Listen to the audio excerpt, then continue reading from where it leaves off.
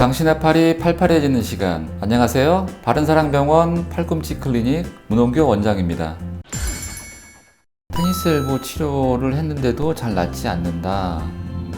네, 물론 저희 병원에서는 매우 드문 일이긴 하지만 왜 그런 테니스 엘보를 치료했는데도 잘 낫지 않는지에 대해서 같이 알아보도록 하겠습니다. 네, 테니스 엘보 치료를 오랫동안 받았는데도 불구하고 병이 낫지 않는다는 얘기는 결국 테니스 엘보의 경기에 맞지 않는 치료를 받은 것입니다. 1년 넘게 체외 충격파를 받았다든지 아니면 비싼 PRP 치료를 했는데도 불구하고 증상이 호전되지 않았다면 테니스 엘보 질환 상태, 즉 질환의 경기와 맞지 않는 치료를 받았다는 것입니다. 무엇보다 다른 질환에 비해서 테니스 엘보는 세분화된 병기를 나누는 것이 매우 중요합니다. 이는 이 질환의 해부학적 특성 때문인데요. 테니스 엘보가 발생하는 팔꿈치 외측 상과 부위는 아킬레스건과 마찬가지로 혈류 공급이 매우 적은 곳입니다. 그래서 힘줄 손상에 의한 염증이 발생하는 경우 악화되기는 매우 쉽지만 치료되기는 매우 어렵습니다. 따라서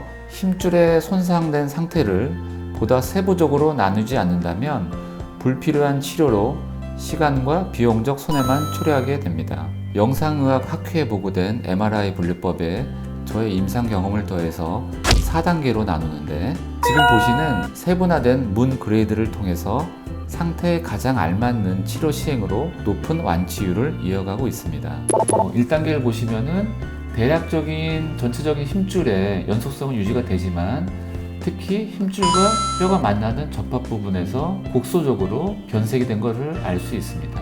이런 경우는 보통 염증 단계라고 부르고요. 2단계는 미세파열 단계라고 부릅니다.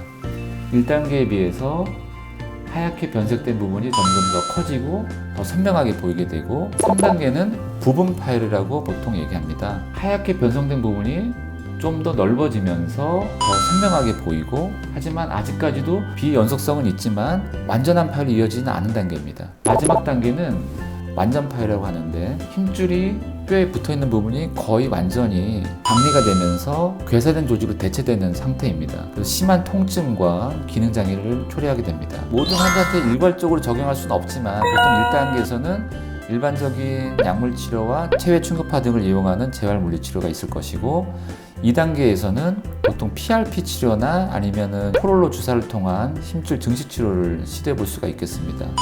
그리고 여기서 잠깐 그 PRP 주사인데요. PRP 주사는 만병통치약은 아닙니다. 우선 PRP는 전문의, 필수 설비를 갖추고 보건복지부 인증을 받은 의료기관에서만 시행할 수 있습니다.